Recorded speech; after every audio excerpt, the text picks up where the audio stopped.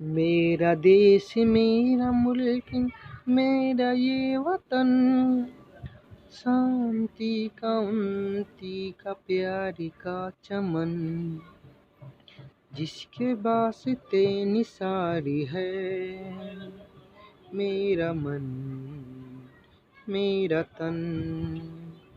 ऐ वतन ऐ वतन ऐ वतन, जाने मन जाने मन जाने मन।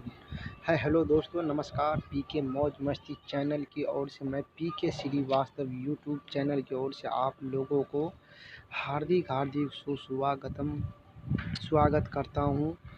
और जैसे कि आप सबको पता होगा कि इस चैनल पे दो कैटेगरी का वीडियो आप लोगों को अभी फ़िलहाल मिल रहा है। कुछ ही दिनों में 3 कैटेगरी का वीडियो मिलने वाला है, रीजनिंग, मैथ और हिस्ट्री। अभी फ़िलहाल आप लोगों को जो है रीजनिंग और हिस्ट्री, ये दो जो है आप लोगों को बराबर मिल रहा है। तो जो भी नया स्टूडेंट इस चैनल पर आए हुए तो चैनल को सब्सक्राइब कर लीजिएगा, तो बेल आइकन घंटी प्रेस जरूर कर लीजिएगा। और आज का जो है सेशन होने वाला है हिस्ट्री से संबंधित, जो पार्ट नंबर 28 है। इससे पहले आप लोगों को 27 तक जो है आप लोगों को प्रोवाइड करवा दिए थे। तो आज का ये पहला क्वेश्चन देखने समय बर्बाद न करते हुए सीधा क्वेश्चन को चलते हैं। और मेरा आप लोगों से ये अनुरोध है कि जो भी नया स्टूडेंट इस चैनल पर आए हुए होंगे तो चैनल को सब्सक्राइब कर लीजिएगा और वीडियो को मिस मत कीजिएगा। चलिए समय बर्बाद न करते हुए सीधा क्वेश्चन को चलते हैं। पहला क्वेश्चन देख लीजिए। दक्षिण भारत के संदर्भ में गुहा लिपि से तात्पर्य है, तो क्या है इसका आंसर हो जाएगा दोस्तों? Option number B. Option number B जो है तमिल ब्राह्मी से। दक्षिण भारत में गुहा लिपि तमिल ब्राह्मी से संबंधित है। चलिए नेक्स्ट क्वेश्चन को चलते हैं। नेक्स्ट क्वेश्चन ये देख लीजिए। इसमें बोल रहा है कि कौन सा कथन सही है? शुंगों के शासनकाल के दौरान कुछ यौवन यूनानी वैष्णव संप्रदाय के परिवर्तित थे। ठीक है, इसके बाद है आर का देख लीजिए। भागवत ने बेसनगर में गुरूर स्तंभ खड़ा किया। अब देखिए कथन इसमें कूट दिया हुआ है। कथन ए और आर दोनों सही है। ठीक है, कथन ए और आर दोनों सही है और आर ए का स्पष्टीकरण सही है।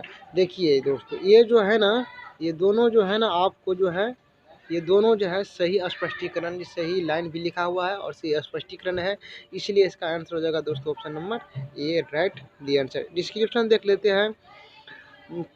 शुंग काल में अनेक विदेशी भी हिंदू धर्म को ग्रहण करने लगे थे। यवन नरेश एंटियाकिड्स के राजदूत हेलियोडोटस ने बेसनगर में गुरु स्तंभ का निर्माण करवाया था। चलिए नेक्स्ट क्वेश्चन को चलते हैं। जिन मानसून हवाओं के कारण प्रारंभिक 20वीं शताब्दी में भारत का पश्चिमी जगत के साथ व्यवहार सुगम हुआ, विश्वास किया जाता है कि उनका पता लगाया था किसने? इसका आंसर हो जाएगा दोस्तों ऑप्शन नंबर सी, हस्पिलस ने। हस्पिलस ने। इसके बाद हस्पिलस नामक ग्रीक नाविक ने ईसा की प्रथम शताब्दी में अरब सागर में चलने वाली मानसूनी हवाओं को जानकारी दी, जिसने अरब सागर की यात्रा की जा सकती थी। चलिए नेक्स्ट क्वेश्चन को चलते हैं। निम्नलिखित में से किस एक क्षेत्र में रोमन सिक्कों का अत्यधिक संख्या में पता लगा था? तो इसका आंसर हो जाएगा दोस्तों ऑप्शन नंबर जो है, ऑप्शन नंबर इसका हो जाएगा डी, दक्षिण भारत में। रोम के साथ व्यापार का सबसे अधिक फायदा दक्षिण भारत को मिला था।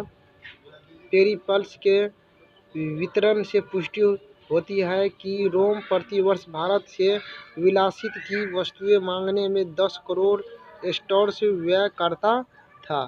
चलिए नेक्स्ट क्वेश्चन को चलते हैं दोस्तों। नेक्स्ट क्वेश्चन ये देख लीजिए कि निम्नलिखित में से किस एक क्षेत्र में रोमन सिक्कों का अत्यधिक संख्या में पता लगा? रोमन सिक्का का जो है सबसे भारी मात्रा में पता लगा था, तो ये होगा ऑप्शन नंबर जो है डी, दक्षिण भारत में। रोमन के साथ व्यापार का सबसे अत्यधिक फायदा दक्षिण भारत को मिला था।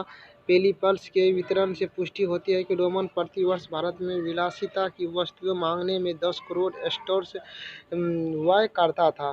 चलिए नेक्स्ट क्वेश्चन को चलते हैं। देखिए सही सम्मिलित करने के लिए इसमें बोल रहा है, इसका आंसर हो जाएगा दोस्तों इसका आंसर हो जाएगा दोस्तों ऑप्शन नंबर, देखिए बेरी गंजा जो है, बेरी गंजा क्या था? बेरी गंजा नर्मदा नदी के मुहाने पर। इसके बाद है मुजरी जो क्या था? मालाबार तट पर। सोपड़ा क्या था? वर्तमान मुंबई के तट पर। इसके स्वर्ण भूमि क्या था? स्वर्ण भूमि भारत के तट पर है। चलिए नेक्स्ट क्वेश्चन को चलते हैं। दक्षिण भारत के साथ रोम व्यापार के प्रमाण मिले हैं। इसका आंसर हो जाएगा दोस्तों ऑप्शन नंबर डी, अड़ी, केमडू एवं अलंग गुलाम के उत्खनन से। अब देखिए डिस्क्रिप्शन देख लेते हैं। रोमन द्वीप के टुकड़े, कांच के कटोरे, रत्न, मनके तथा बर्तन आदि एरी कैमेंडू पेंडोचेरी की खुदाई से प्राप्त हुए हैं। चलिए नेक्स्ट क्वेश्चन को चलते हैं। कुषाणों ने बड़ी संख्या में सोने के सिक्के जारी किया। देखिए वही कथन बोलना कि सही है कि गलत। अब देखिए इसको। इसके बाद उन्नत व्यापार इस काल की विशेषता थी। तो देखिए ये भी जो है ना, ये भी कथन आपको सही दिया हुआ है और ये भी कथन सही दिया हुआ। तो ऑप्शन नंबर इसका ए जो है सही हो जाएगा। ए और आर दोनों सही है और इसका स्पष्टीकरण राइट दिया हुआ है। तो इसका आंसर हो जाएगा दोस्तों ऑप्शन नंबर ए। चलिए नेक्स्ट क्वेश्चन को चलते हैं। अब देखिए डिस्क्रिप्शन भी आप लोगों को बता देते। देखिए कुषाणों के समय में बहुत अच्छी बड़ी संख्या में सोने के सिक्के जारी किए गए। कुषाणों के समय में ही व्यापार मध्य एशिया तथा विश्व के अनेक देशों में व्यापारिक संबंधों की स्थापना हुई भी। चलिए नेक्स्ट क्वेश्चन को चलते हैं। निम्नलिखित में से कौन सा एक चैत्य गोलाकार है? तो चैत्य गोलाकार क्या है? ये जुन्नूर। इसके बाद जुन्नूर का चैत्य गोलाकार है तथा भज विदेशा और काले के चैत्य का आकार आयताकार है। निम्नलिखित राजवंश में से किसका सिल्क मार्ग पर अधिकार था? इसका आंसर हो जाएगा दोस्तों ऑप्शन नंबर बी, कुषाण वंश का। इसके मध्य एशिया से गुजरने वाली व्यापारिक मार्ग जो चीन के रोमन साम्राज्य से पश्चिमी प्रांतों को जोड़ता था को सिल्क मार्ग कहा जाता था। इस पर कुषाणों का अधिकार था। चलिए नेक्स्ट क्वेश्चन को चलते हैं। कुषाण फारस की खाड़ी और लाल सागर से होकर समुद्री व्यापार करते थे। इसके बाद उनके पास सुसंगठित सेनाएं भी थी। अब देखिए वही सही सुमेलित। इसका आंसर हो जाएगा दोस्तों ऑप्शन नंबर जो है ये देखिए सी इसका राइट आंसर होगा। सही है परंतु आर ये गलत। ये जो है दोस्तों ये बिल्कुल सही लिखा हुआ है लेकिन ये जो है आर गलत लिखा हुआ है।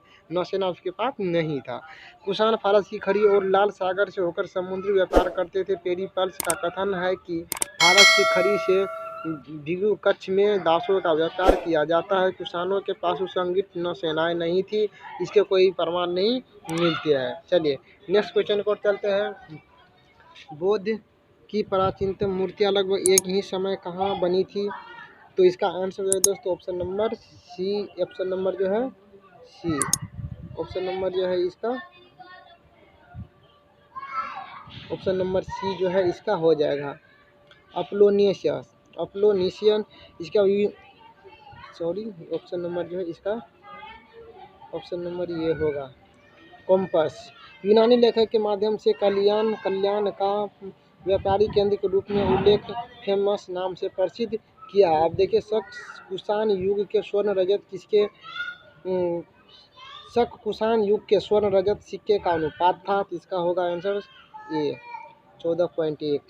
अब देखिए कुषाण युग के स्वर्ण रजत सिक्के का अनुपात 14.1 था। चलिए नेक्स्ट क्वेश्चन को चलते हैं। नेक्स्ट क्वेश्चन है निम्नलिखित में से कौन सा वस्तुशास्त्र का ग्रंथ है? तो इसका आंसर हो जाएगा दोस्तों ऑप्शन नंबर ए अपराजित पुच्छ। अपराजित पुच्छ वस्तुशास्त्र का ग्रंथ है। कहाँ से कहाँ जाने वाले व्यापार मार्ग उत्तरा पर्थ था? इसका आंसर हो जाएगा दोस्तों ऑप्शन नंबर सी तक्षशिला से श्रावस्ती होते हुए राजगिरी तक जाने वाला मार्ग था। इसके बाद उत्तरा पथ मार्गदर्शन तक्षशिला से श्रावस्ती होते हुए राजगिरी तक जाता था। चलिए नेक्स्ट क्वेश्चन पे और चलते हैं। आर्गस्टाइन के रोमन के सिक्के कहाँ से प्राप्त हुए थे? तो इसका आंसर हो जाएगा दोस्तों ऑप्शन नंबर डी अरी कमेंडो। इसके बाद अरी कमेंडो में रोमन सम्राट अगस्टन के सिक्के प्राप्त हुए हैं। इसके बाद चलिए प्राचीनतम भारत में अच्छे घोड़े के निर्माण निम्नलिखित में से कौन सा स्थान प्रसिद्ध है? जिसका आंसर है दोस्तों ऑप्शन नंबर सी कंबोज। प्राचीन भारत में उत्तर पश्चिमी में स्थित कंबोज महाजनपद अच्छे घोड़े के लिए प्रसिद्ध था। रामायण में भी कंबोज का वर्णन मिलता है। तो दोस्तों अगर इस वीडियो को देखने से अगर आप लोगों को कुछ सीख मिल रहा है तो प्लीज़ चैनल को सब्सक्राइब कर लीजिए और बेल आइकन घंटी प्रेस कर लीजिए और ताकि कोई भी वीडियो मैं बनाऊँ तो आप लोग सबसे पहले नोटिफिकेशन मिले और आप लोग उस वीडियो को देख पाएंगे। तो बस चलते हैं नेक्स्ट क्वेश्चन को। भारत के पूर्वी तट पर स्थित निम्नलिखित में से किस बंदरगाह से दक्षिण पूर्वी एशिया के साथ व्यापार और वाणिज्य होता था? तो ऑप्शन नंबर ए तर्म लिप्ति। इसके बाद भारत में पूर्वी तट पर स्थित तर्म लिप्ति बंदरगाह से दक्षिणी पूर्व एशिया, श्रीलंका, चीन और पूर्वी द्वीप समूह के साथ व्यापार होता था। 61 नंबर का क्वेश्चन देख लीजिए। इसके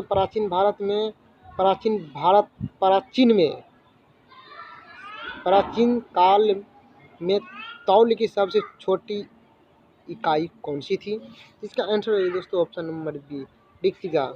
इसके मनु के अनुसार रिक्तिका मास कर्ण परिचन प्राचीन काल में तौल की प्रमुख इकाई थी। इसमें से रिक्तिका सबसे छोटी इकाई है। चलिए आज का लास्ट क्वेश्चन देख लीजिए दोस्तों। वीडियो अगर अच्छा लग रहा है तो प्लीज़ चैनल को सब्सक्राइब कर लीजिए, बेल आइकन घंटी प्रेस जरूर कर लीजिएगा ताकि मैं कोई वीडियो बनाऊँ तो सबसे पहले आपको नोटिफिकेशन मिले और आप लोग उस वीडियो को सबसे पहले देख पाएंगे। चलिए अक्षय नींव शब्द का क्या तात्पर्य है? तो इसका आंसर हो जाएगा दोस्तों ऑप्शन नंबर इसका जो है डी एक नया संपत्ति। इसके बाद डिस्क्रिप्शन देख लीजिए। अक्षय नींव एक प्रकार की नया संपत्ति है। इसका प्रचलन कुषाणों के समय में हुआ था तथा गुप्त और गुप्तचर काल में यह चरम पर पहुंच गया। इसके प्रयोग की जानकारी मथुरा से प्राप्त कुषाण अभिलेख में है। चलिए आज का ये लास्ट क्वेश्चन है दोस्तों। विष्णु की प्राचीनतम मूर्ति निम्नलिखित में से कहाँ से प्राप्त हुआ? इसका जो है आंसर हो जाएगा दोस्तों ऑप्शन नंबर जो है